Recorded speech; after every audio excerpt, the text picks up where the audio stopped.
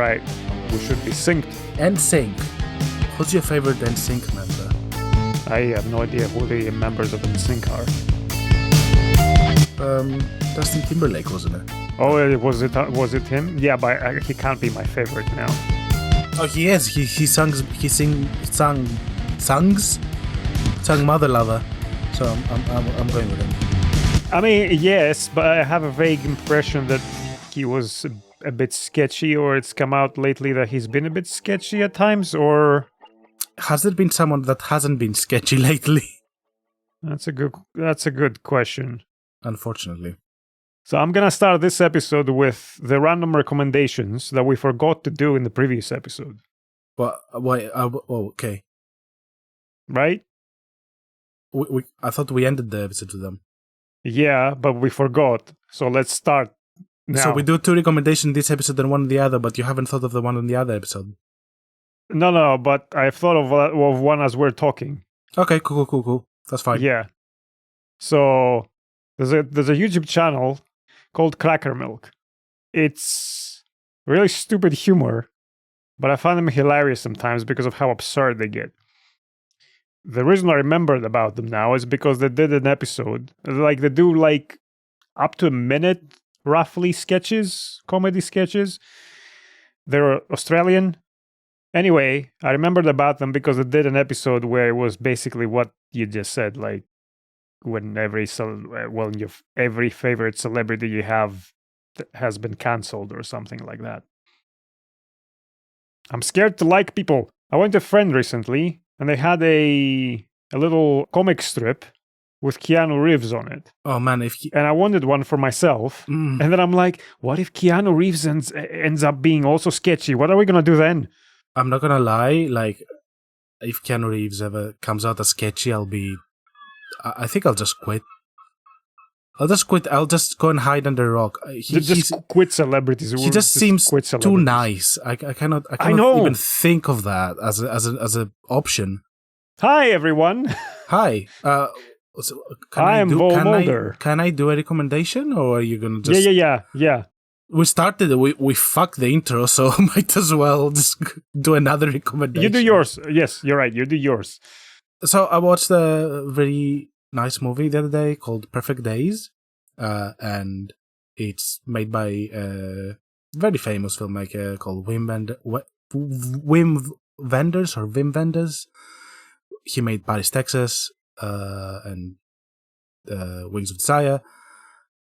Perfect Days is a very simple story about a guy that cleans toilets in Tokyo.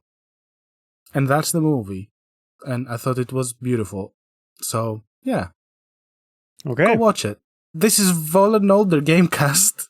VoleMaulder? Oh. Well. vole&otter Gamecast. Time moves differently in space. You could be older than Vol. I certainly do not recommend Interstellar. I recommend the first half of Interstellar. No, I would recommend Interstellar just to experience those feelings. Love is the answer. Not those feelings. So you are VoleMaulder. I am VoleMaulder. Who are you? I am Space Otter. Spelled incorrectly because I've never been to school. Yes, and this is our podcast on video games. Oh. Hi. Thanks for joining us again.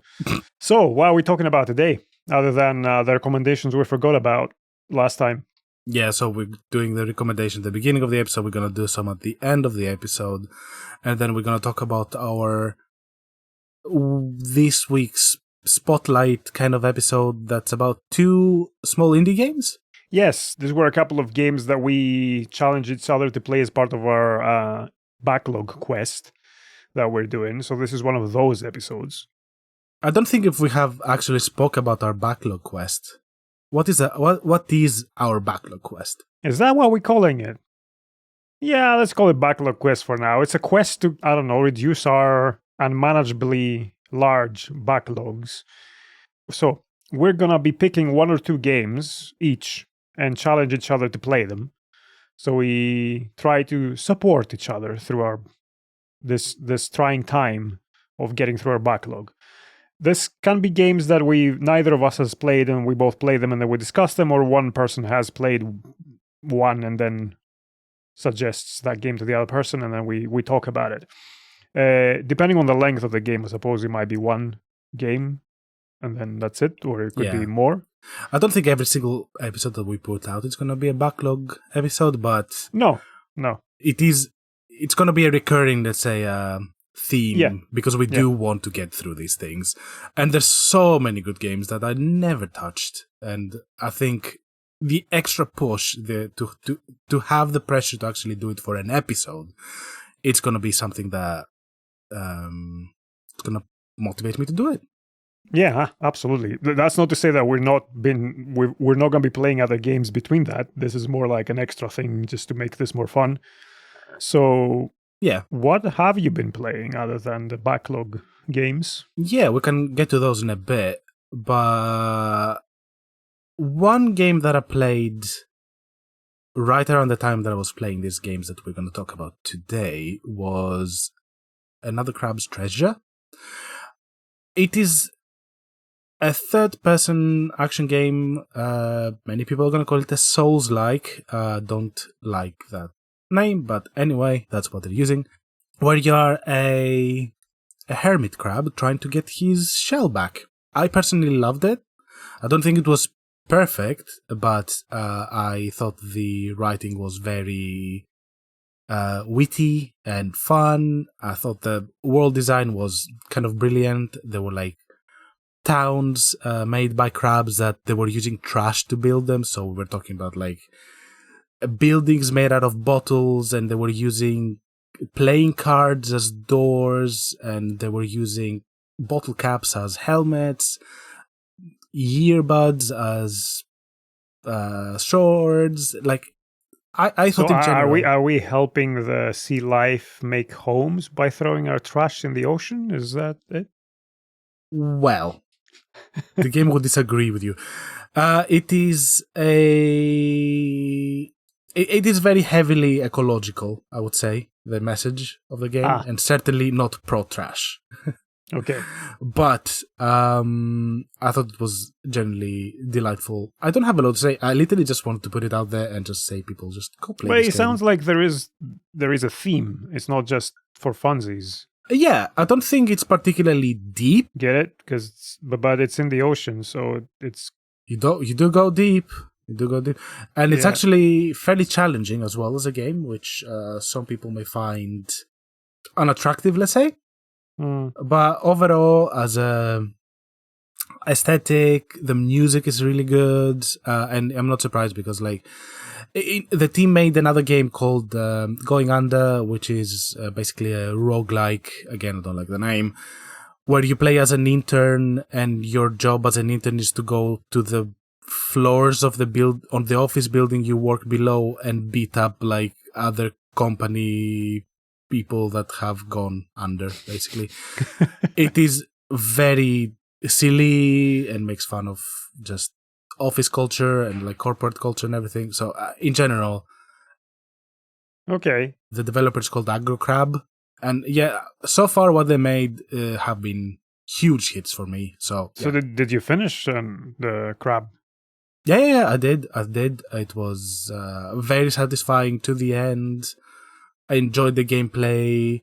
It has a little mechanic that basically you change shells. All shells have a specific like ability or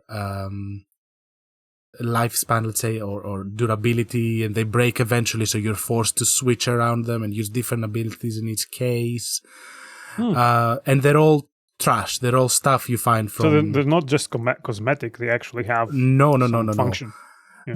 They have function. They have weight. So you fat roll / quick roll. If you have like something lighter compared to something cool, heavier, they have different abilities. Like some are aggressive, some are passive, some are like it's a banana peel and you wear it and you can eat it to gain some health back, but it destroys. Like it makes you be quite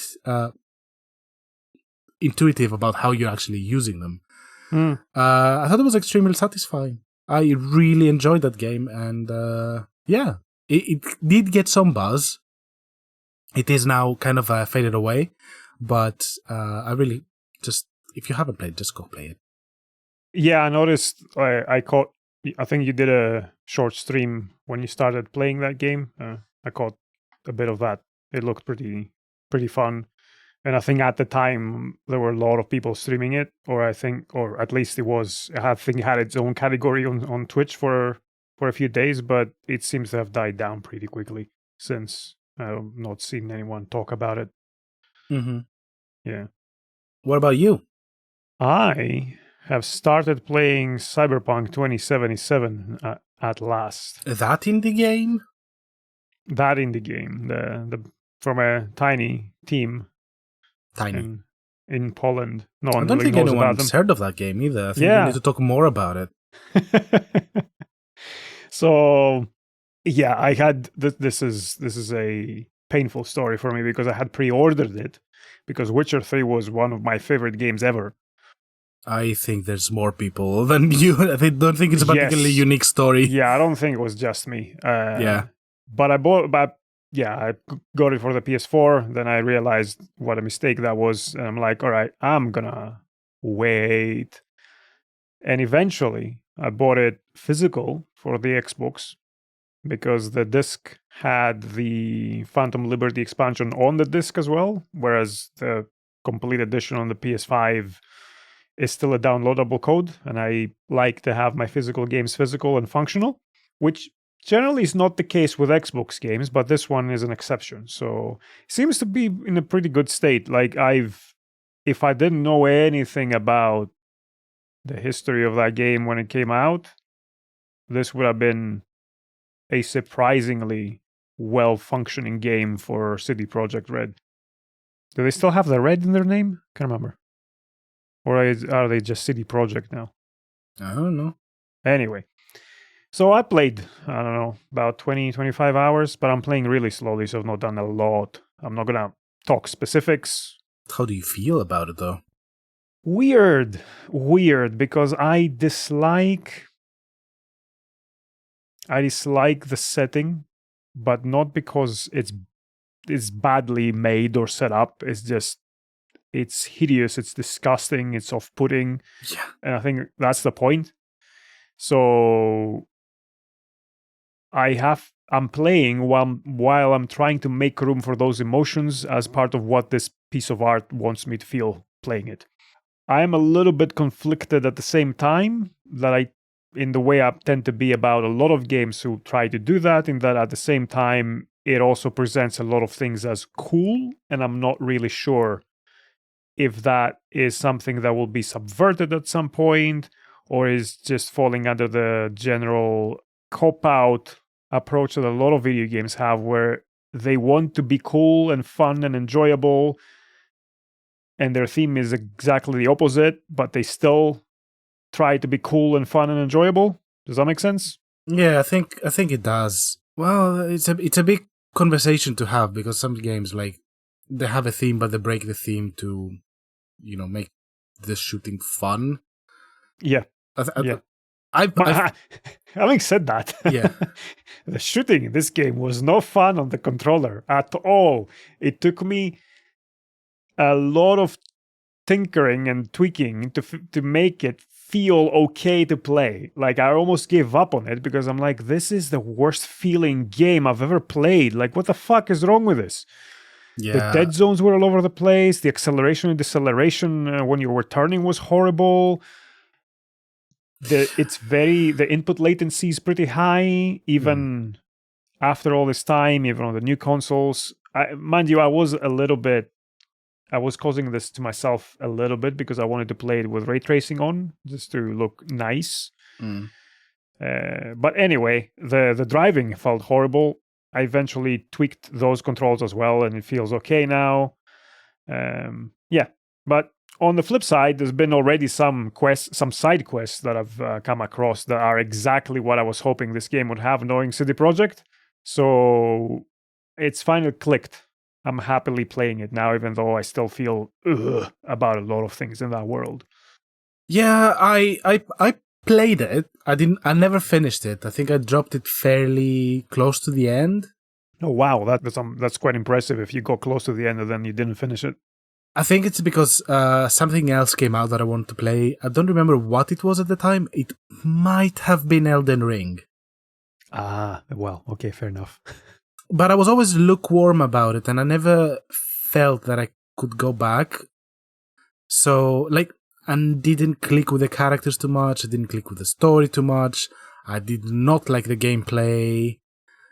So it just never told me, oh, you need to come back now. Like, I left it on the side and I played Elden Ring for 3 or 4 months. And then I was like, I don't think I want to go back. And then I didn't.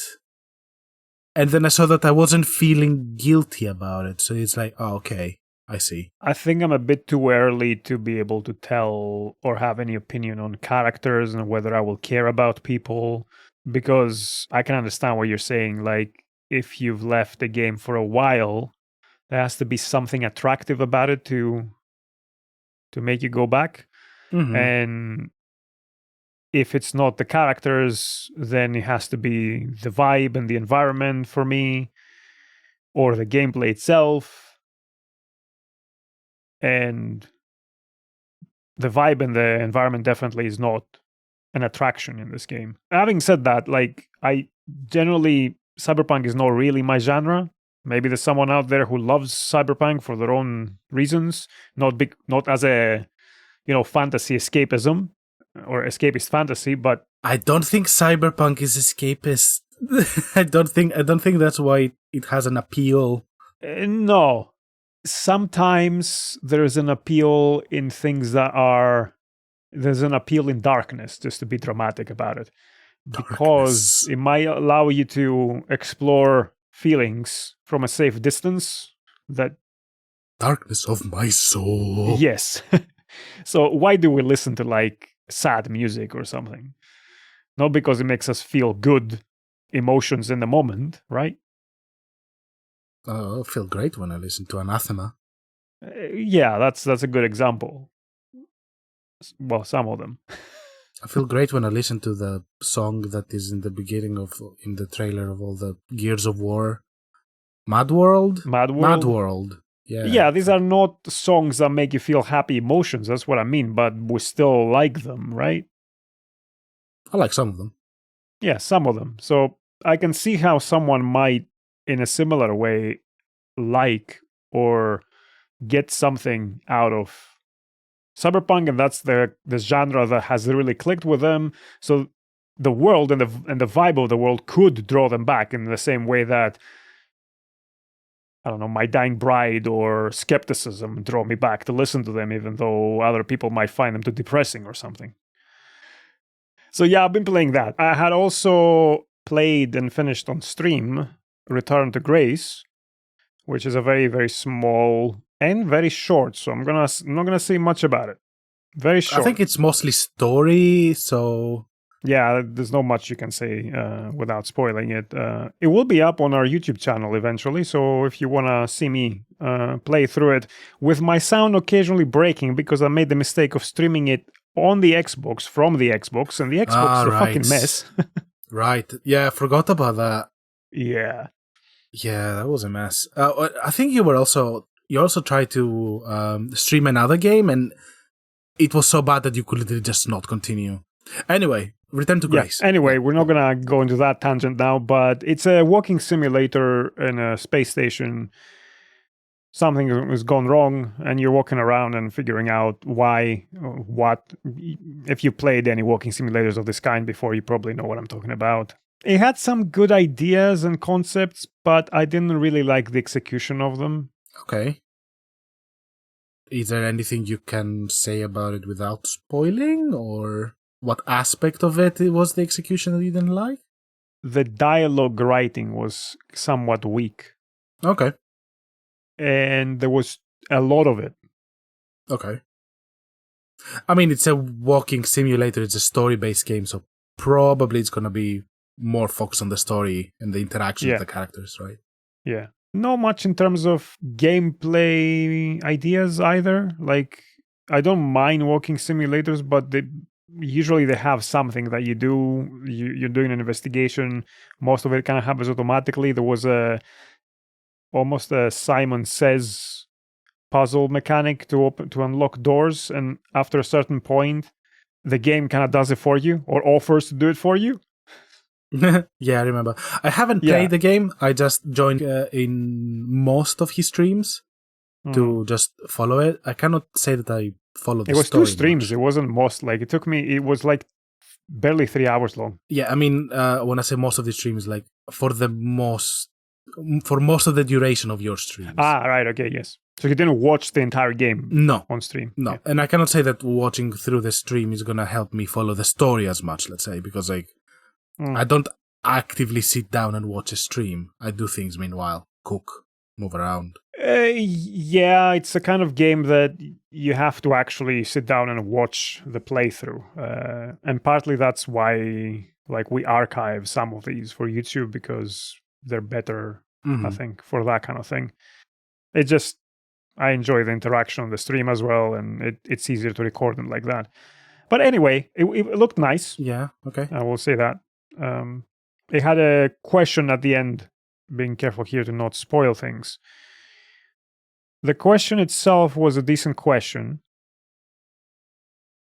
Something conceptually that you could expect to find in a proper sci-fi short story.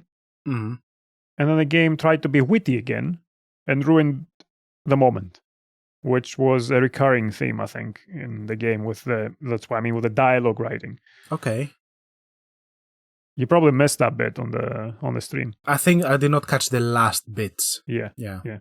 I think I caught you when you were talking a little bit about how you felt about it.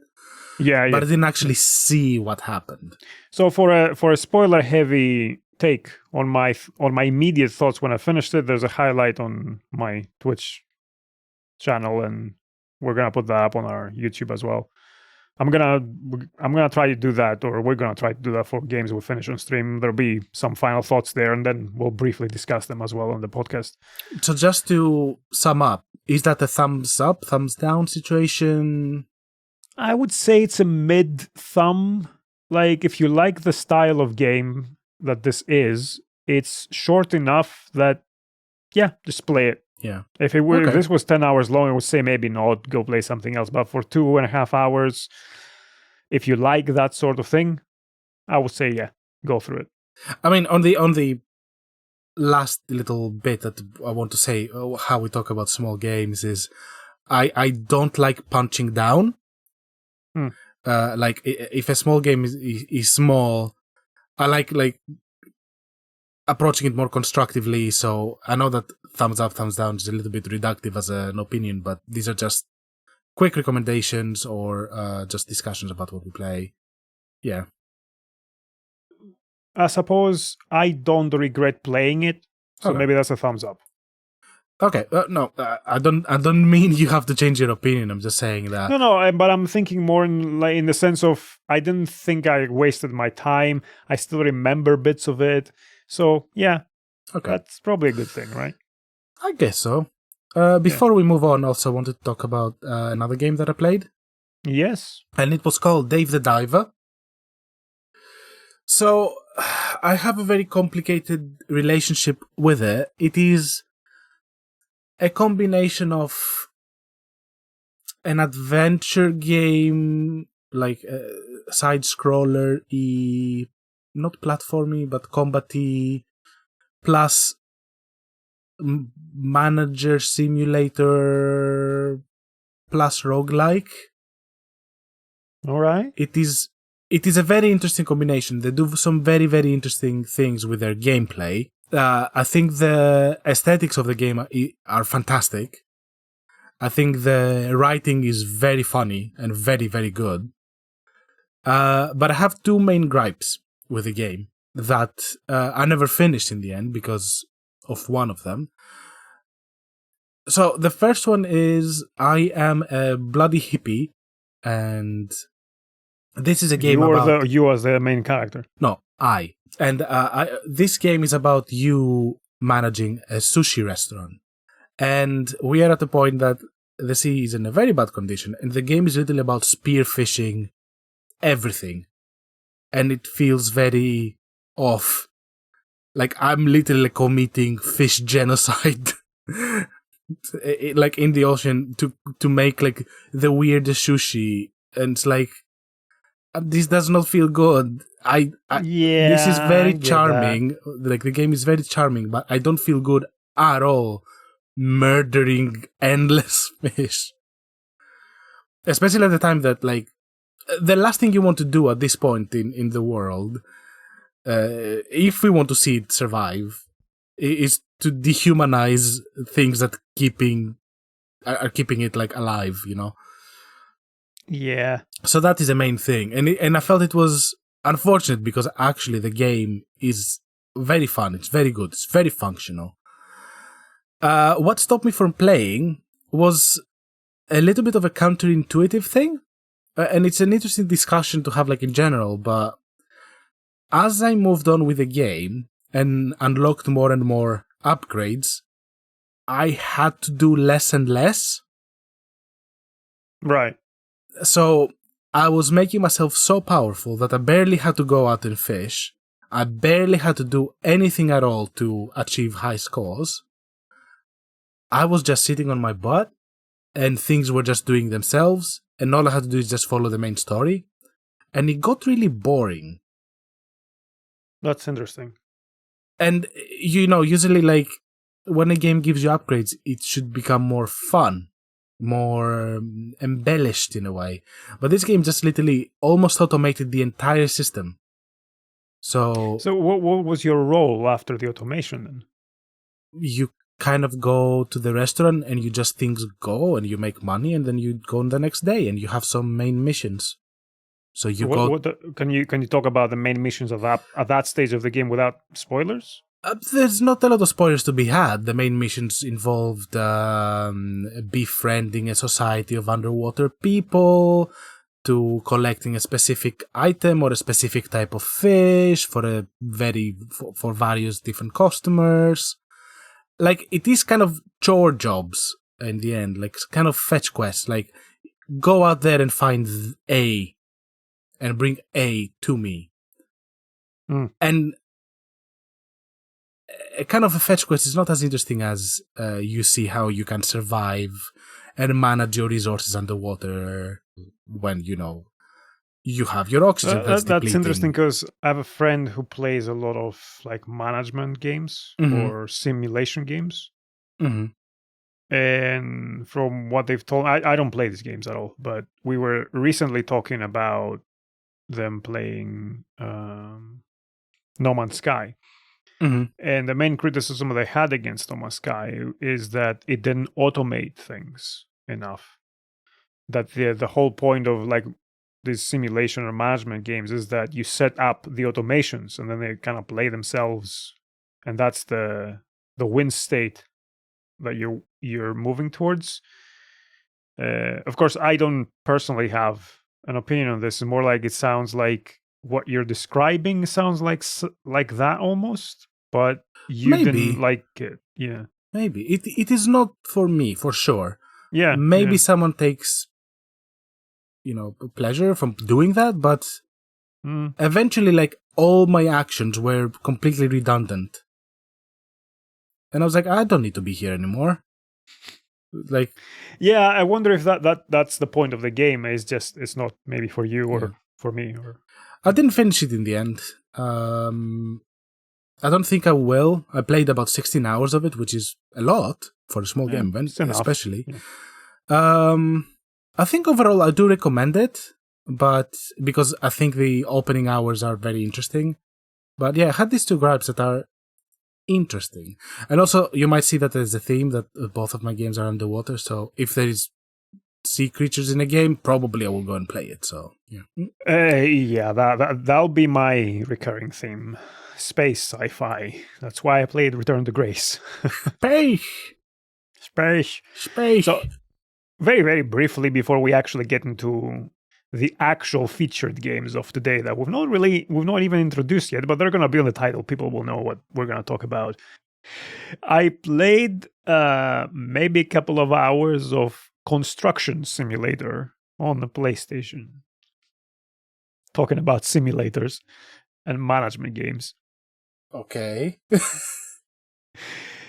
Mostly because when I was a kid, I had this. I wanted. I really wanted to have those. There were some big remote controlled cars of these vehicles that you see in big construction sites, like the big yellow ones with the giant wheels and stuff like that. And I always wanted at least one of those or a couple of those to play when I was a kid. I'm talking like single digit age. And my parents never got them for me.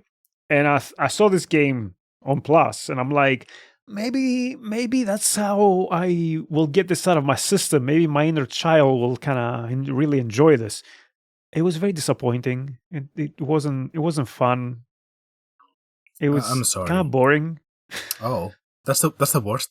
That's the worst thing. Yeah, because I mean, I imagine it's kind of boring to do it in with the remote controlled cars as well. Like what you're doing, like you're moving one mound of dirt to another point, but when you're actually doing it with actual dirt, it seems more fun than when you're just playing a game, doing it, and then just moving the controller, and that's it. Nothing happens.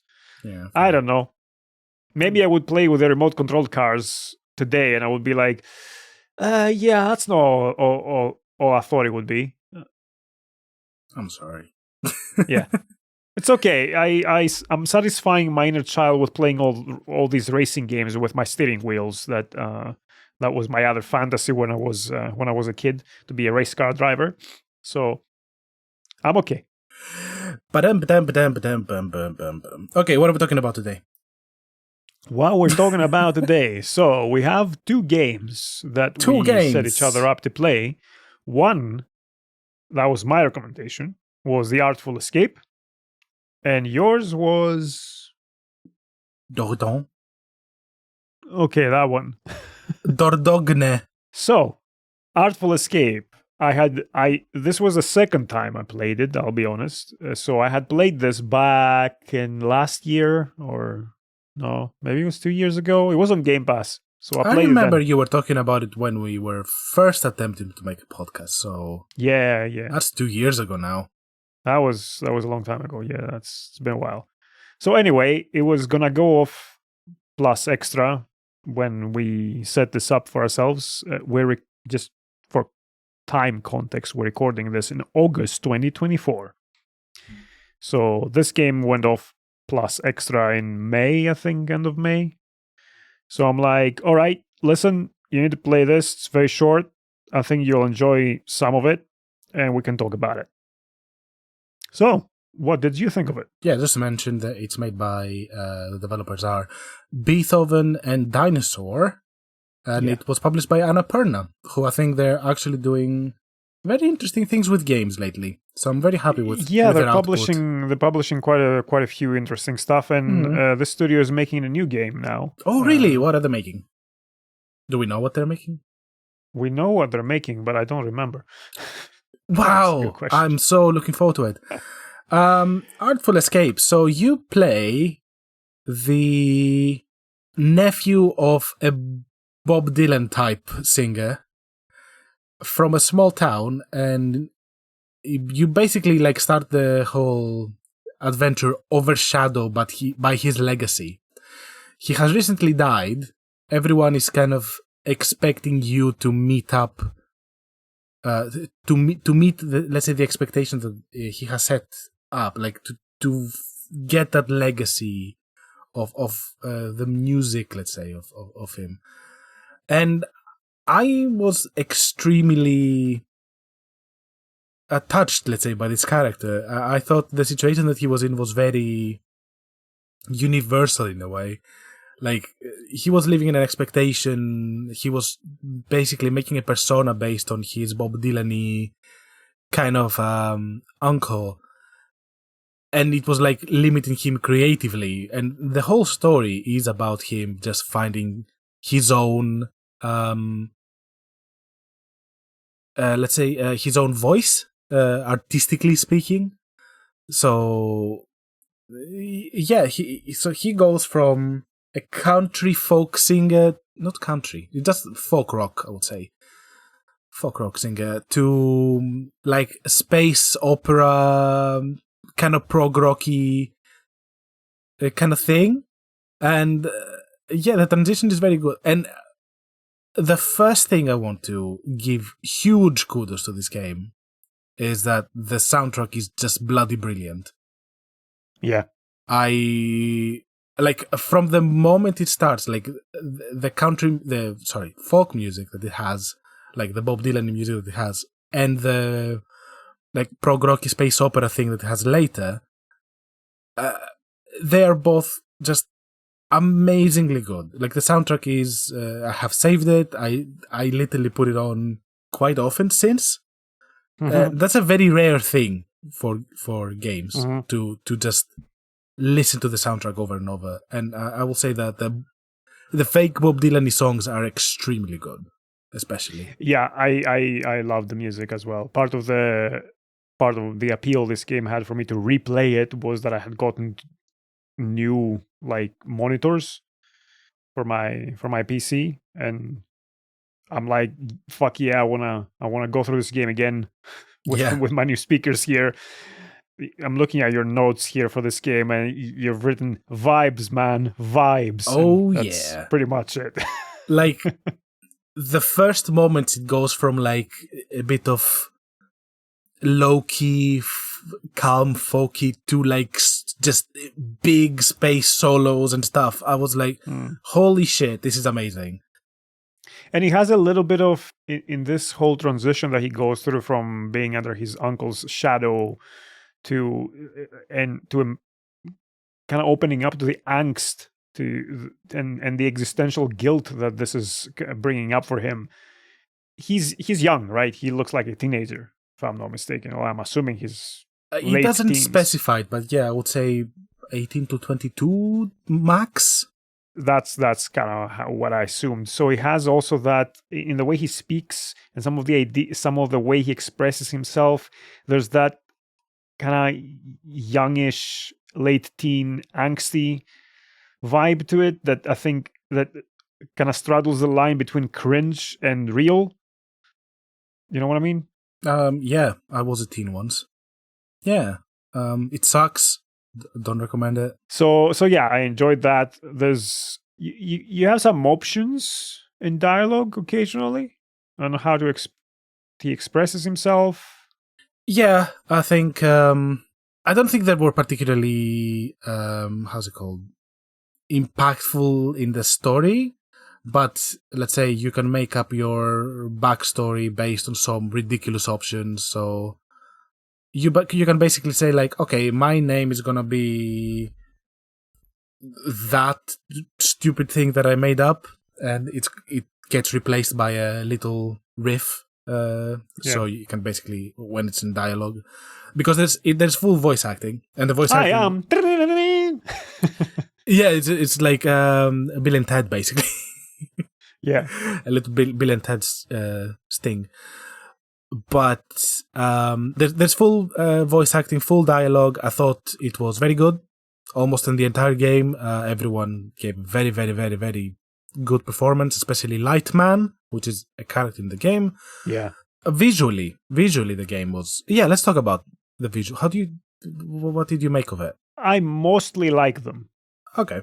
There is a little bit of this is a weird one to make, and again, you're gonna make fun of me because I go there again. But it has a little bit of a vibe that reminds me of both Monty Python and Douglas Adams at the same time.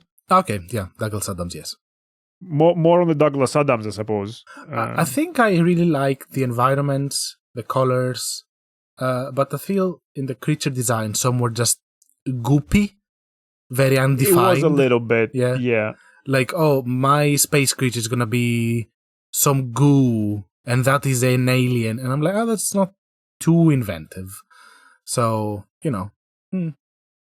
But I think the characters were very well designed. I think the environments were fantastic. One other thing is that the motion of the movement of the characters was a little bit awkward in a way.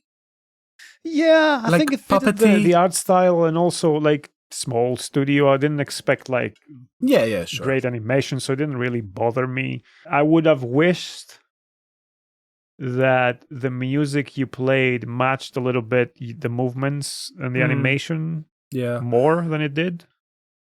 Okay, so to introduce it, there are moments in the game where you basically can jam, let's say, quote unquote, with some aliens or some other people. And it's a very basic, I think, interaction. It is literally... Yeah, I think this is where the weaknesses of the game start to come in. Yeah, you have 5 notes. You have to play these notes. It's again a callback, Simon Says kind of thing. And I don't feel it is. I mean, it kind of works in the beginning. You can have kind of your own rhythm, but I don't think there's a fully realized system of expression in there. And at times I was like, oh, but I would really like to add a little bit of a solo there. And I really wanted to have like another note here, but I only have these 5 notes to do. So it kind of limited. I really wished I could bend at some points. Yeah. Like. And yeah. And yeah, there were moments that I was like, this. I felt a different thing there, and I did not do it. But I don't know if it is something that it happened to you as well, from what I understand. Yeah, but like I'm also thinking, like, how do you do this without making it a different type of game or making it too complex? And also, we play music, so we may approach it very differently and want to do very different things than someone who does not. At the same time, the Simon Says, and it's literally almost like Simon Says, the way it presents itself as well, visually. Like, it looks very much like the plastic toy. Yeah. With the big buttons. Colorful buttons as well. Becomes a bit too limited for how many times you go through this. And then there's the more you go through the game, the more it escalates in terms of visuals and the stages that you play on. And I think that brings it down. Yeah. What would be the ideal for you for this? Because to me, it would be you do this basic Simon Says in the first encounter, and then you move on to have like something more, embellish it a bit every single time you do it. Because like this, it became like the first time I did it, I was like, wow, cool. Things explode, there were fireworks. I like that. But then I just kind of did the same. I'm thinking of the limitations of the controller as well, because if we take that bit and move it on to something like a Guitar Hero guitar, how would it look different, really? You have like 5 buttons. You have the bendy thing? You have the bendy thing, okay. You could bend with the analog stick, I suppose, the right analog stick. You could add some kind of something with the analog stick, all right. Hear that. I would add an extra button, or even the D-pad as an option. The triggers could also add a little bit of that. I don't know. I'm thinking because part of me wants to say I wish I could somehow customize what the buttons do, but then we're getting maybe into a medium to maybe we're adding maybe too much complexity in the music side of this game. Yeah, I don't know. I don't know what is the balance there, because like I did feel like I repeated it to be too much. And a few too many times I felt that I did not have the freedom of expression the whole way through. Yeah. So I mean, if anyone listening has any ideas on this, would love to hear it, because I wish it was better. But the thing, a lot of the times, is that we're not game developers, and no. Although we can criticize something, it's hard to come up with your own ideas, and I don't think I don't think it's necessary to have your idea of how would this thing be better to criticize that, maybe this was limited. So yeah, I'm curious about also non-musicians, how would they think this game would be improved, because we may be thinking in a very specific way because we would want to do musical stuff more, but maybe it's a different kind of mechanic that represents music somehow, and the music happens automatically when you do things. I don't know. Does that make sense? Oh yeah, it does. It does, absolutely. And I wanted to add in the kind of in the game. Like we said before, that we really like the music. Really, really like the music. The game, when you walk from left to right, which is the thing you mostly do in the game, and that's another criticism that I have, that it's a little bit too monotonous in what you do. It gives you the option to interact in the environment in the way of shredding. And shredding is not something too intuitive. It's just you hold down the square button for the PlayStation, I guess another type of button for the Xbox or whatever. X. I don't do Elon Musk, thank you. But you hold down the shred button anyway, and you just start shredding. And that's the only way you can interact with the environment. So you make some flowers bloom, or you make some creatures like kind of dance in the background. And I felt that I want to see every single one of these interactions. Which means that it was forcing me, or kind of like pulling me into pressing that button quite a bit. But pressing that button quite a bit was just stepping on top of the music in the background. And the solos were just kind of circling. And it was becoming very annoying, and I did not like it. Yeah. At the same time, I thought it was pretty cool. Like, I can't remember if we mentioned this at all, but in the part of how you have some control in how you express yourself, or how you shape this guy and what he actually is when he steps out of his uncle's shadow, is that you create his stage persona. No, that was a great moment, yeah, you choose his clothes, you choose the shape of the guitar and the color and everything. That was good. Yeah, you choose the backstory as well. Yeah. So there was something really cool about him, like just walking through these environments, just shredding like a badass throughout. Yeah, I think it's just that the solos were not that varied, and sometimes I like the music so much that I didn't like it. I felt it was stepping on it. It would have been better if the solos were more fitting the vibe and the music of every place you went to. Exactly that.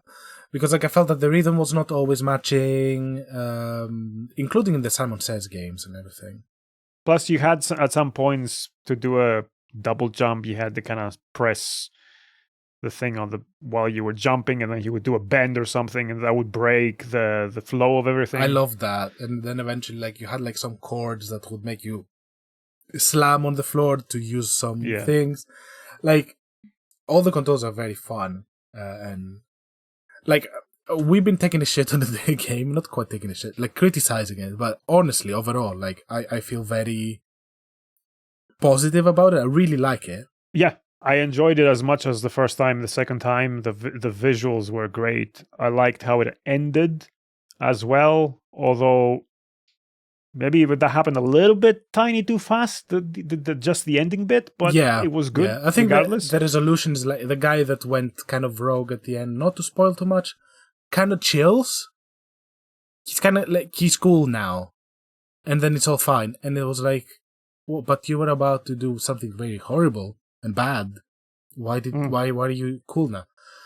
But anyway, look, I cannot express enough how much I love creating my persona, which is, and I've noted it down because I would not remember it, and indeed I did not remember it, which is the devastating Beppis from Ramjack Rock, home of the Museum of a Billion Spiders, captain of the Heavy Metal Light Brigade. Yeah. We were both captains of the Heavy Metal Light Brigade. That sounds cool. Kind of expected that. That sounds cool. I can't remember the rest of the stuff, and I did slightly different persona on the Xbox on my first playthrough, and then on the PlayStation on the second playthrough. Fair. I went with a more like denim jacket and like an All Stars in the second time. The first time was a bit more like leather jackets and all that. I can't remember the other stuff. I think I've taken a screenshot of both cases, but I didn't think to bring them up before we start, and I'm not going to go looking for them now. We should mention that this was Carl Weathers' last voice acting role. Oh, was it? Yeah, you know who he was in this game, right? Of course I know. Yeah, it was like okay. But yeah, apparently it was his final voice acting role. R.I.P. Yep. And the game that Beethoven and Dinosaur are making next is called Mixtape. Oh, so they're kind of keeping into the musical kind of. Yeah. I'm into that. It's supposed to come out in 2025, at least, again, Nice. published by Annapurna, and it's coming out on PS5, Xbox, and PC. I would be more than happy to cover it when it comes out. Absolutely. Cool. I think they showed this in the summer thing that Keighley does. Keighley. Jeff Keighley. Doritos and Mountain Dew, real gamers. Yeah. Anyway, there's a trailer out. You can check it out. Looks like similar vibe game. Nice. Not similar vibe game, but the similar style around music. Cool. So, what was your recommendation for? I think I disappointed you with my recommendation. You didn't disappoint me. I also was interested in checking this out, and so when you suggested it, I was like, oh yeah, that's a good opportunity for me to do so. So the game is called Dordogne. And yes, this is about Dordogne as well in France. It is a big, let's say, I think, county. It is a very small studio game, and what attracted me to begin with was its art style, which is literally all the vignettes, let's say, of every single one of the environments or rooms that you have to explore. It's basically just completely hand-painted watercolor. And I will say that I genuinely thought that it looked brilliant. Like, I really love the look of the game. The story is that you are a young girl. It was developed by Un Je ne sais quoi and Animation. Very small developer. I think the first time I saw this was in Wholesome Games 3 years ago, and then it got released. I think it got released this year in the end, and so when it got released, I basically just went and bought it immediately. No, it released last summer. Last summer, okay. Yeah. Then I did not buy immediately. Yeah. The story is that you're a young lady that is going back to visit the house of her grandma, with which she passed a whole summer with her quite a few years back, but unfortunately, because of family situation, she was not able to see again since.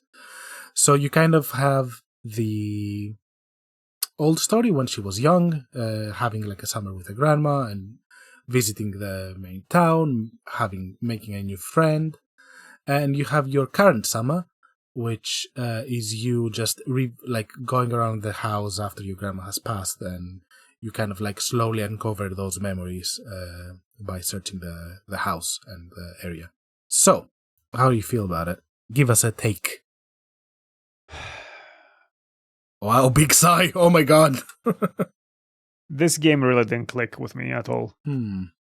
Why? Although I thought the art style was interesting, I really disliked how the characters looked.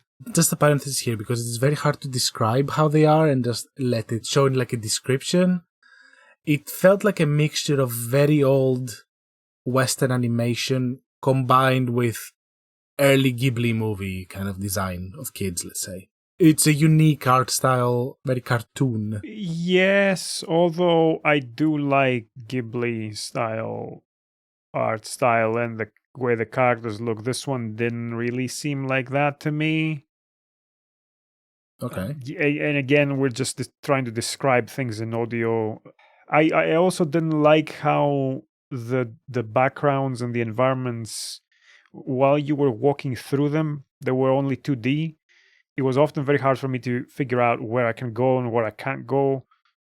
It was a bit weird how the movement of those backgrounds and the environments happened when I moved around, to the point that sometimes I felt almost dizzy looking at it. Oh, okay. That's a different level. I did see the same, like the hitboxes of, let's say, a rock was very undefined, so I was having trouble moving around it. Yeah. So yeah, I understand what you mean there. But at the same time, there were things I did enjoy, like I did like, and they worked for me. Like the first time you enter your grandma's home, the palette of the colors made me really miss summer. Yeah. That kind of sepia tone where you've drawn the curtains because it's early afternoon or mid-afternoon and it's really warm, but you're getting a little bit of shade and it gives you a little bit of relief to be inside, and the quietness of being in a village house as a kid with my grandma, like that moment when the game starts, when you enter the house, they nailed that. When you go out and you start walking about, that didn't really work for me. I found the gameplay really, really rudimentary and simple, to the point that I thought this would have worked as an early Wii game, Okay. but not as a video game now in a non-Wii console. Fair. A lot of it was take this item, push it forward, rotate it, push it forward, drag it back, kind of thing. And there was no point to it. You weren't solving anything. You weren't doing anything. So it really reminded me of the early Wii games where we have motion controls and we have to put them in everything. And when that's the first thing, and you've not seen this before, it's quite fun. When you're doing it, when you're actually doing the physical movements with your hand and your arm, even if it's just simple and serves no other purpose, it adds to feeling immersed, maybe, or the physicality and the presence in that world. So I will take it. But here it didn't do anything for me, and they kept doing it. Like that was all we did. That was all I did for the maybe an hour and a half or 2 hours that I played the game. Other than walk around, click on things, read a couple of things, and then put things in things and rotate them. Like the whole making your breakfast. I see why, but again, not really doing it for me. Yeah, I think I agree in quite a bit, and it is. I think it's a problem with a lot of games that, while they are clearly made to be a visual novel, they kind of get things added to them just so you do something. Like, really not trusting the audience to just be. And some of the things that you do I liked, but some others I really didn't. Like, when you cook, I liked it, as you said, but then later let's say you dive in a river to catch some stuff. I felt it was completely pointless. Yeah, or opening the latches to get through doors and stuff like that. Yeah. That was, again, if this was a Wii game, I wouldn't be criticizing it for this, because I would be expecting exactly this stuff. I did like the chances you had to take photographs, because that did feel like you as a kid, like creating memories. And I think like the biggest thing I liked about the game was it really conveyed how it is to be a kid and spending a summer at your grandma's. Yes, and with the photographs, I liked the photo book that you were making. Yeah.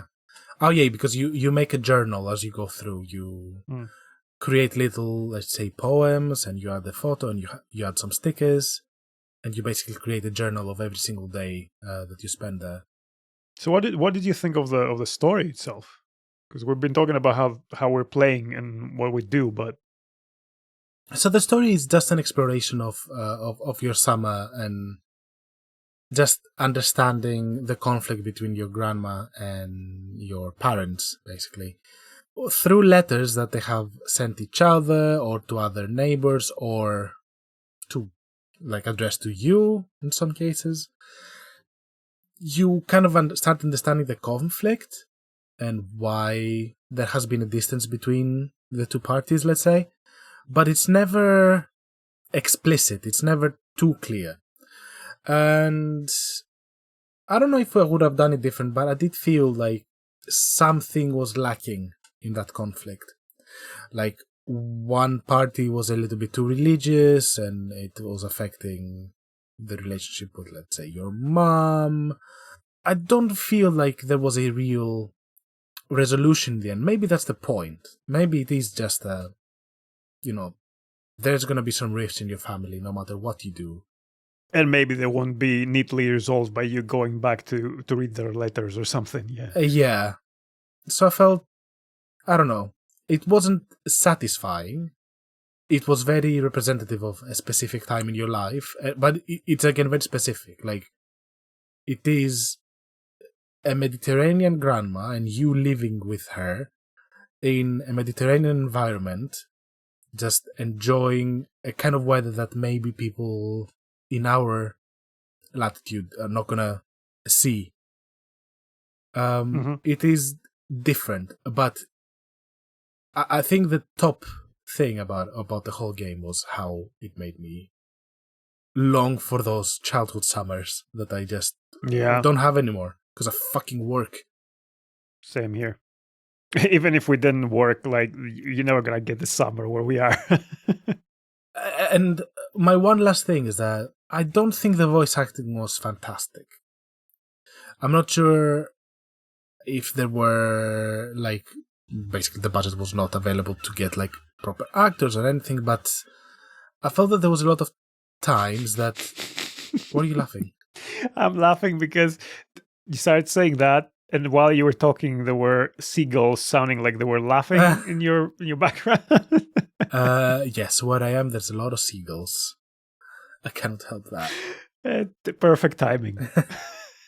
I guess that stays in.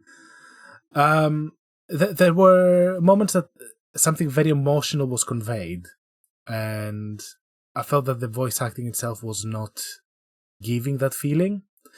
Let's say that there was a moment where you, without spoiling much, you meet a kid that is clearly not living...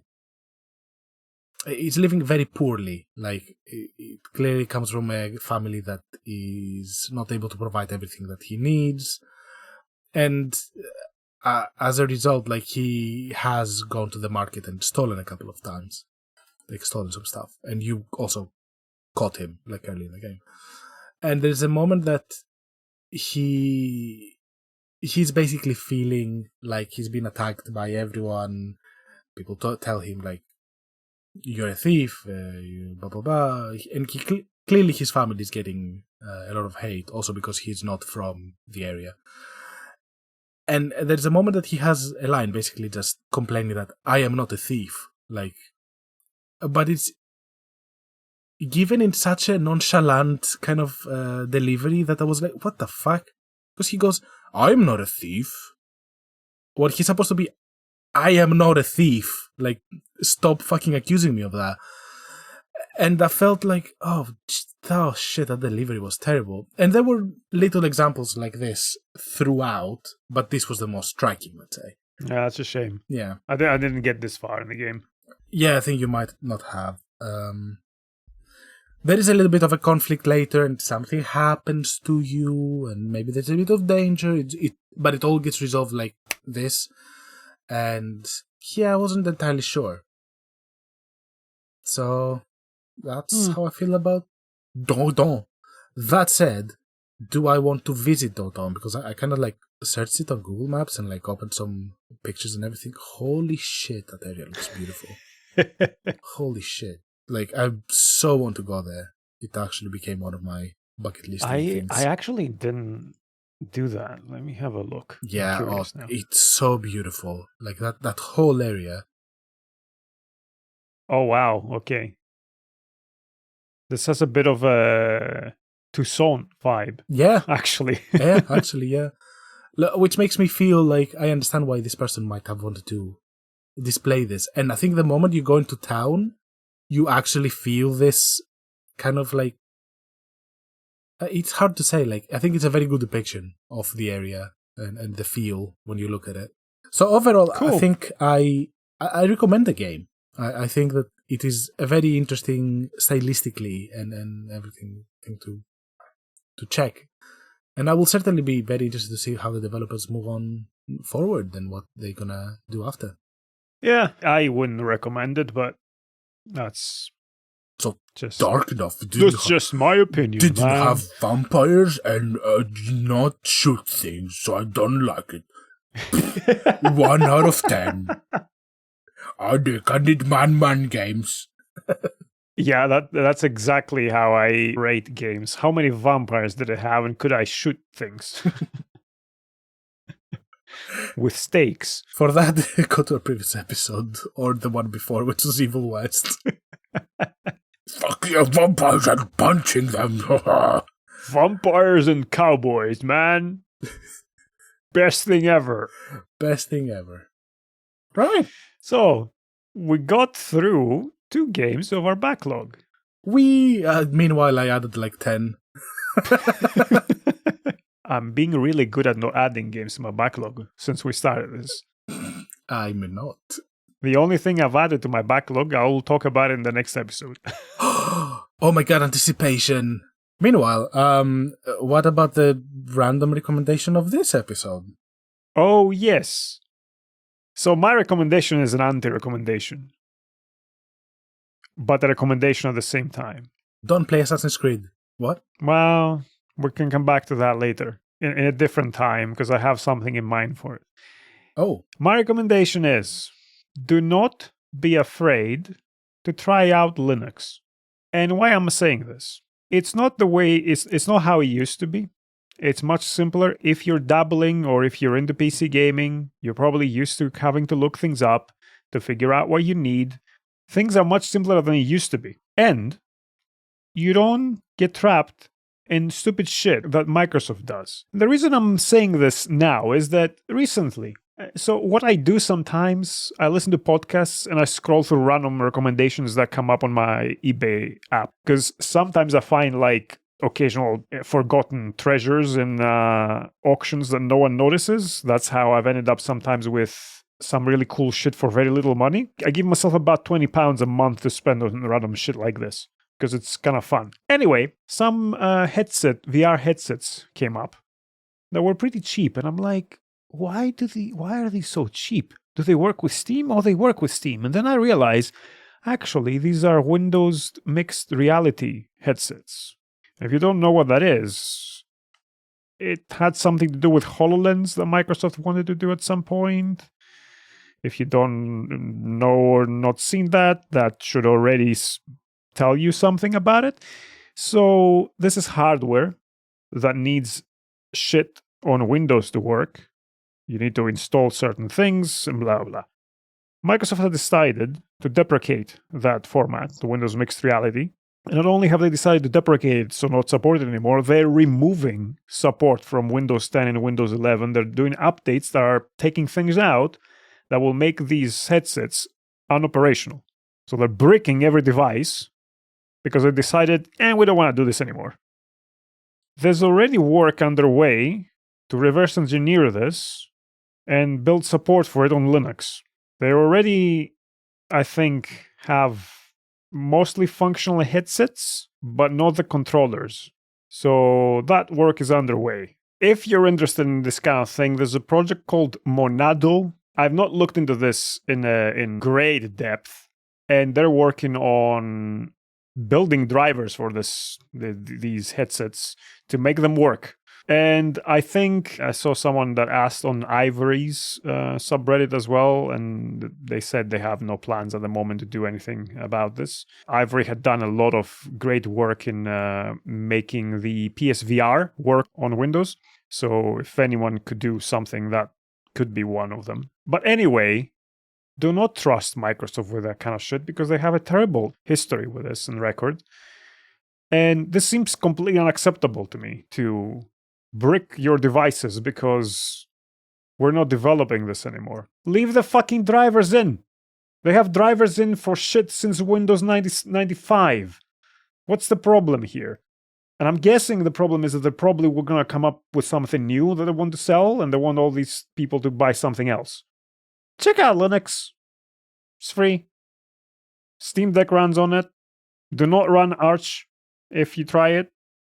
Do not be fooled by the fact that SteamOS is an Arch-based distribution system. Look into Ubuntu to start with, and it will get you somewhere. Just an idea. You don't have to be a neckbeard to do that anymore. My mother runs Ubuntu. She does. I actually set up my old PC last time I was there with Ubuntu, and she was like, this makes sense. If you're not used to the Windows paradigm, it's not intuitive at all. If you come in completely naive to it, some things will make a lot more intuitive sense the way they work in other systems. What's your recommendation? I know that I've said that I don't know how to read, So when I have to read things, I take my girlfriend and ask her, please, I want to know this book. Can you read it to me? And we sit down and she reads it to me. And I don't understand almost anything because I have ADHD and don't pay attention. But I recommend a book this time around. And I explained how I read books, so you don't ask me about it again in the future. I will be pointing you out every time you ask about that to this episode. So it's called The Manning Tree Witches. It's by A.K. Blakemore. So I live in... The Money Tree Witches? Manning Tree. Manning Tree is a town. Manning Tree. It's a town in... Wait, is Manning Tree in Essex or Norfolk now? I don't know.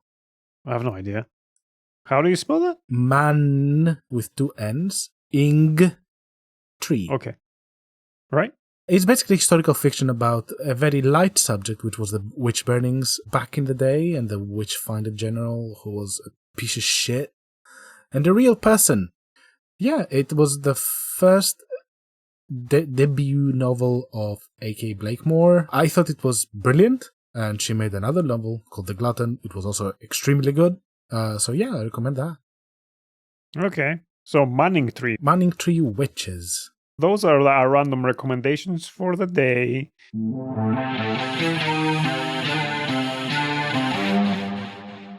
Hey, thank you for being here. Thank you for listening to us. Yes, we appreciate your time and your attention. Send us your thoughts if you have any. Where? Where do you send thoughts? We don't know. I mean, some smoke signals outside. We'll probably see. You them will at some see point. Our email address in the description.